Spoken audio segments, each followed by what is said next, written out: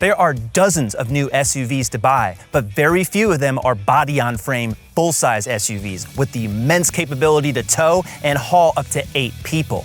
These two, Toyota Sequoia and the GMC Yukon. They've been around for such a long time, but now they're more powerful, more technologically advanced, and more luxurious than ever. And the prices are a lot higher too. So come with me today, we'll drive them, take a look inside and out, and we'll find which one is truly the one you should buy. Large body-on-frame SUVs are meant for towing and long hauling in total comfort, but without regard to size or fuel costs. For these two trucks, you're going to spend lots of money, and you're going to get what you paid for. The Yukon was brand new for 2021, the Sequoia for 2022, and these two top trims are promising a lot, but how good truly are they? The Yukon, it's handsome, or it's kind of overwrought in some ways, depending on your opinion. Mine happens to be that I like this grille. On the Denali Ultimate, it's grayed out. GMC calls it Vader. And you will definitely see this thing coming whether or not it's dark or in all chrome, because it's just a monstrous looking truck.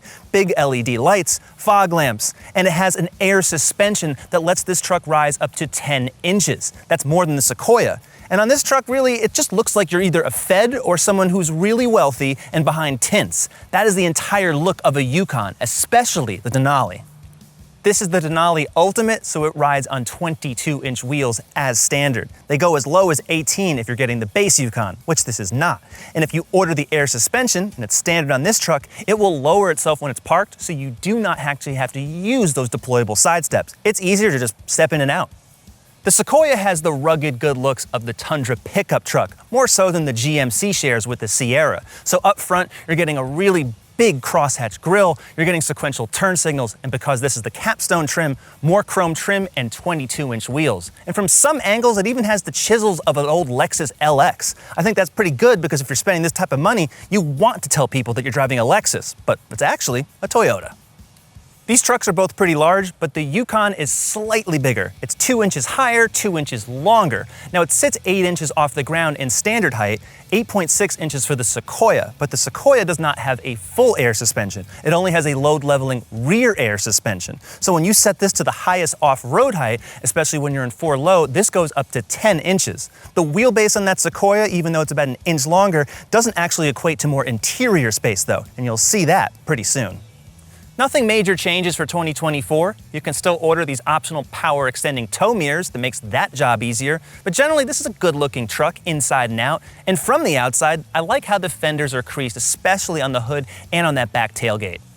I prefer the back of the Sequoia. The taillights, they're wider, they just look more elegant. This is the more upscale looking truck from the back. I like how Sequoia is spelled out, and nice little surprises like that. Just if you don't want to have the whole tailgate open, you don't get this except if you order a full-size SUV or if you have a 4Runner with that power rear window. That's even better. What I find comical though, trucks like this, look how tiny the wiper is. Look how big the glass is. What's the point?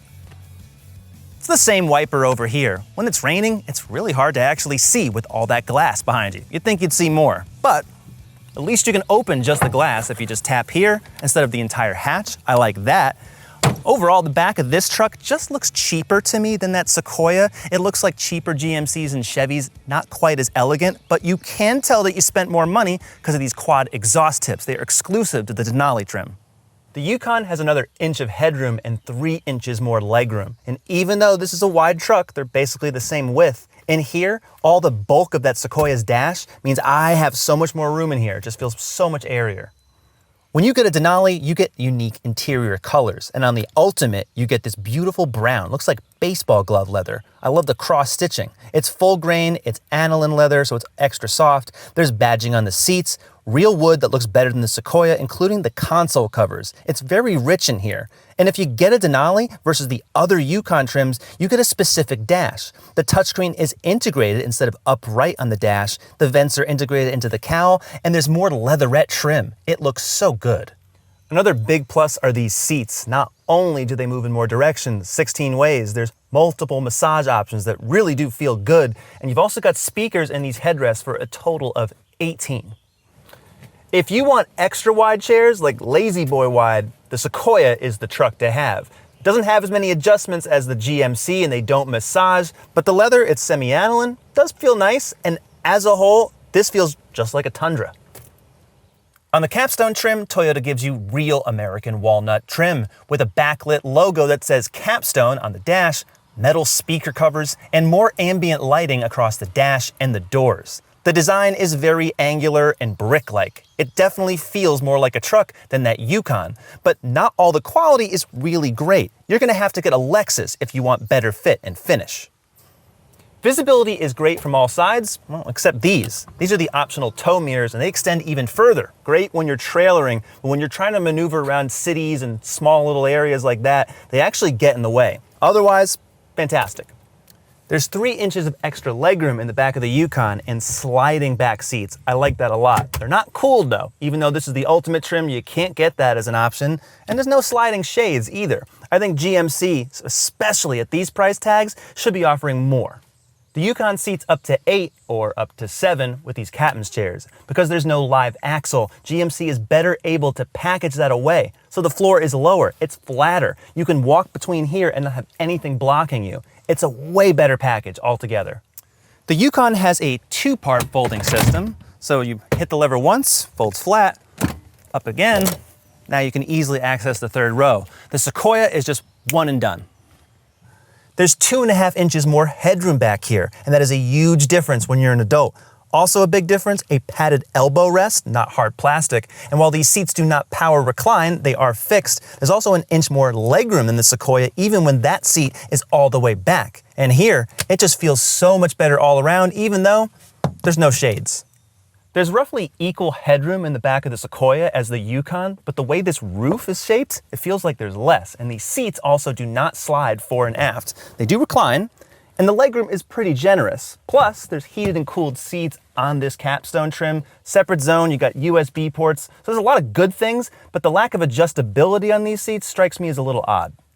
As large as these chairs are, they fold forward very easily. Just gotta remember that the action is really quick, so it tumbles fast, but there's tons of room to get to the 3rd row.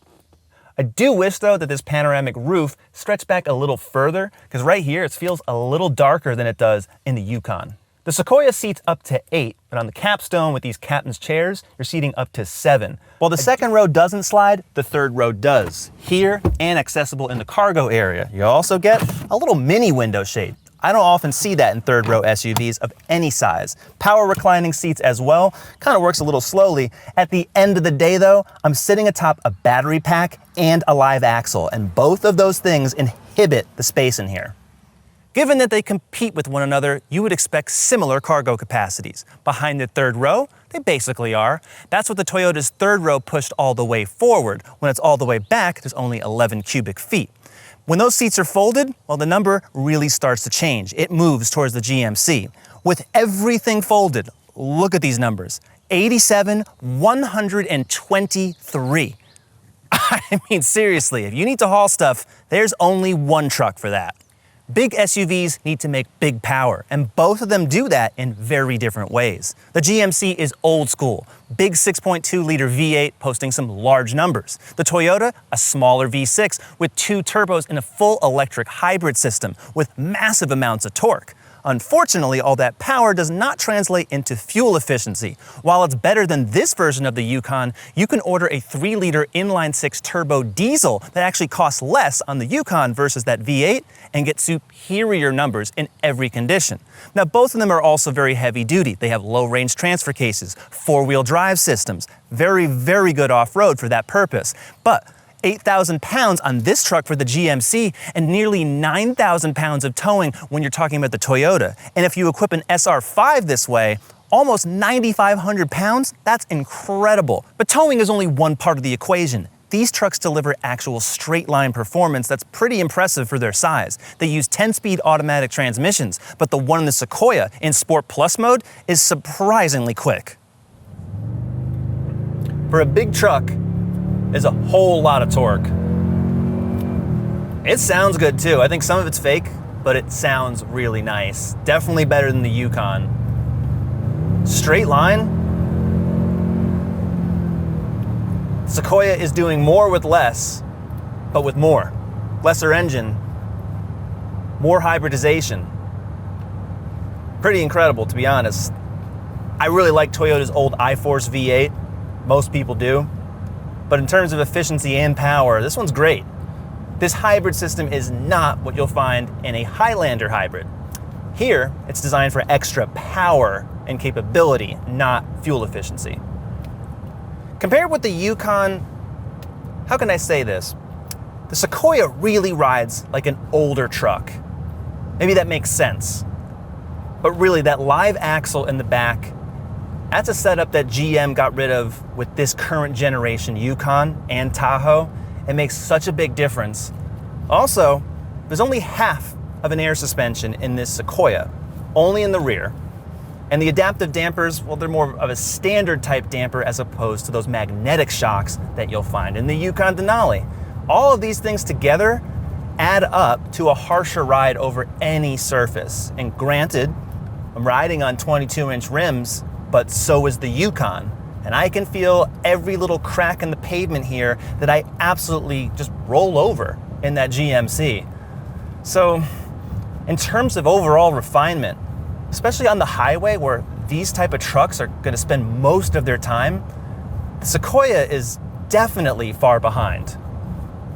Toyota does have a semi-automated, really hands-free system on certain models. They're just starting to roll it out right now. It is not on the Sequoia, not on this top capstone trim. So if you're looking for that type of latest technology that'll really impress you, not going to find it here. But the system, the lane tracing assist, does work decently. It's just not nearly as advanced as what you'll find in the Yukon.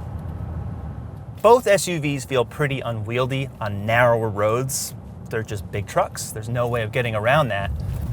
The Sequoia, in addition to just the choppier, brittle ride, the steering is just quite a bit slower than what you'll find in the GMC. So it just really has, again, more of that traditional kind of U-Haul truck feel where you get that disconnected feeling, making the truck feel bigger than it actually is.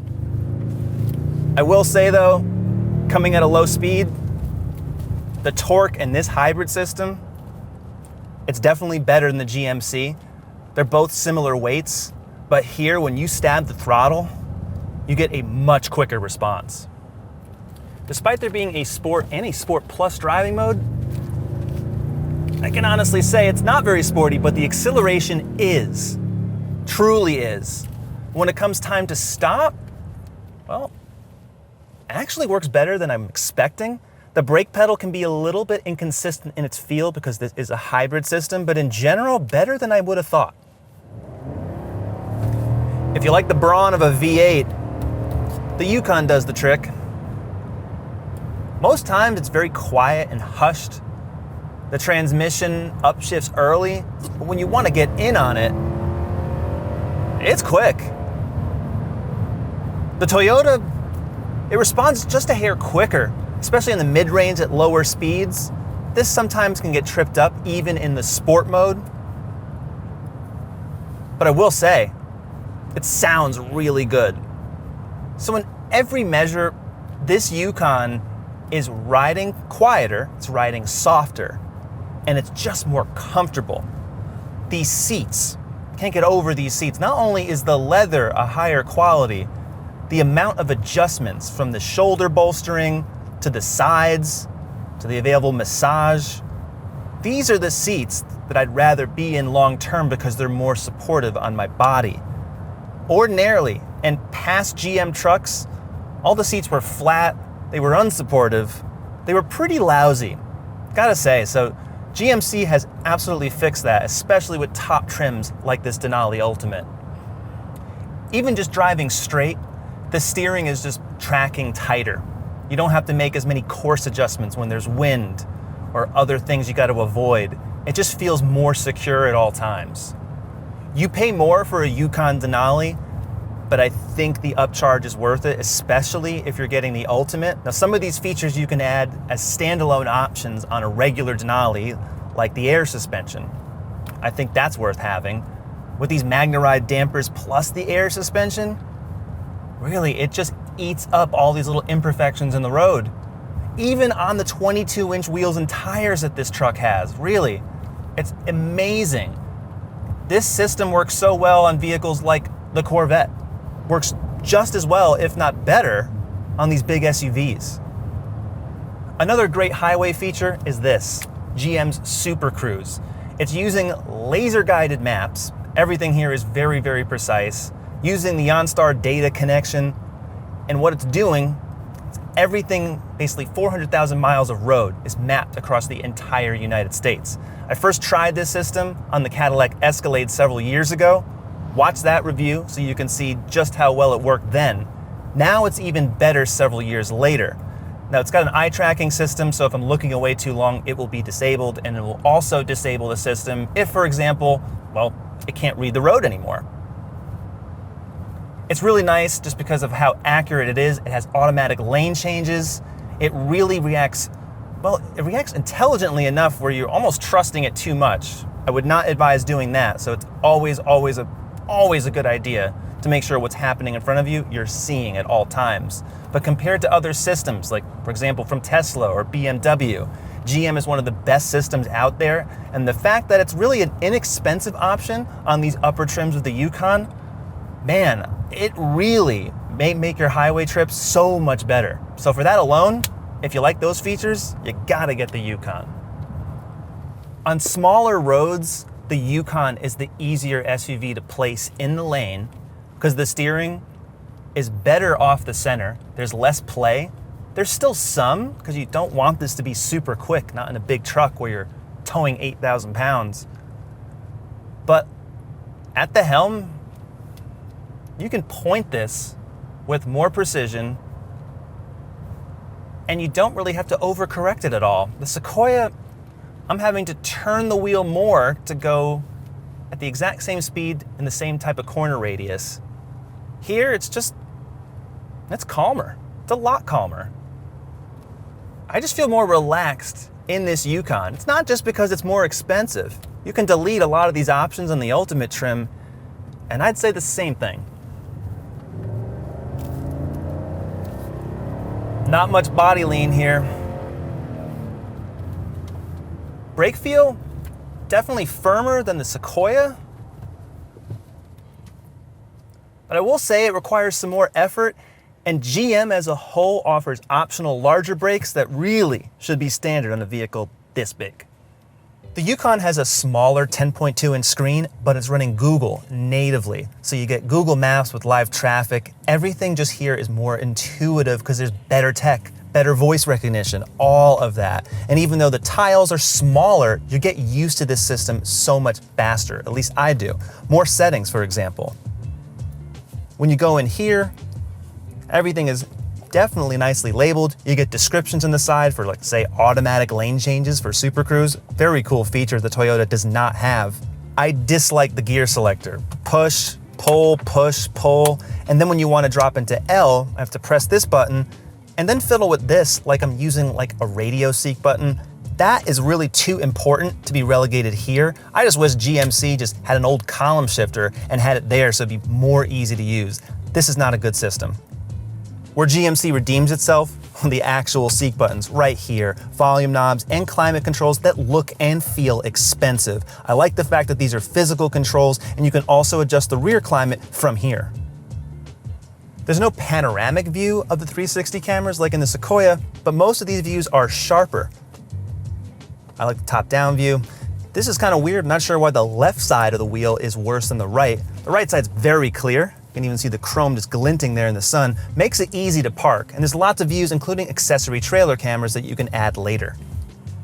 The Sequoia has a massive 14-inch screen that has oversized type. If you can't see this, well, you're absolutely blind and shouldn't be driving. This is good for people who are definitely hard of seeing and don't want the small type that's often found in a lot of other infotainment systems. So if you want legibility, this is the vehicle to have. The screen is also really high res. It does have wireless Apple CarPlay and Android Auto as standard. Looks especially nice here. I love the way that looks and feels. But there really isn't too much else going on. You got cameras, but they're also really low resolution when you look up close. Not as good as other competitors, and certainly not General Motors. There's a 14-speaker JBL stereo, also sounds okay, it's not the best, neither is the one in the Yukon, but that's also here. The one real demerit is the fact that navigation requires a connected subscription, so after the first trial year, you're on your own. One nice feature is that you won't find climate controls here. They're all down here, included for the heated and cooled seats, and nice toggle switches that go up and down. This is really easy to use. The digital instrument panel, it's nice looking. I would say it's a little limited because you have to go into the settings and really navigate all of these acronyms. These are all safety features, by the way, and every Sequoia comes with a load of them, but no semi-automated driving features. That's a big demerit though, if you're really at this price level. If you keep going in here, you can customize the gauges. There's boost gauges on the right, but you can also do off-road, pitch and roll there. You really want the TRD Pro for that. Probably more useful are the tow gauges, because that will show you not only the turbo pressure, but the oil and the gearbox temperature, so that's also really helpful. I will say though that given this full digital instrumentation, this system works like Toyota's older systems that just used a small center information display. That's what you're seeing here on the left. There's really virtually no customization and it's so hard to see, unlike the main touchscreen. The 2024 GMC Yukon starts at $58,200. There are 5 trims, and this one is the Denali Ultimate at $101,245. That does come as some sticker shock, especially when compared to the Toyota Sequoia Capstone here at $84,450. The Sequoia, though, starts a little bit higher at $61,275, and it also has 5 trims. Dollar for dollar, though, there's only one clear winner. You might think I'm picking the GMC as the winner because it's the more expensive truck, but it's not so. Every version of the Yukon is really space efficient, and they also ride better. And at this price level, even if I delete some of the options on this truck to make it more comparable with the Sequoia, it's truly a better truck in every dimension. Interior quality, which is pretty amazing to say for any General Motors car, but it is true. The power delivery, maybe not quite as impressive as the Sequoia, but in every single row, you look, feel, and you smell better in this truck. The leather is just phenomenal. So I think for the money, my money is on this GMC all the way. Toyota could definitely do better, but it's still a good buy. So what do you think? Go to CarGurus.com, subscribe to our YouTube channel, and we'll see you next time.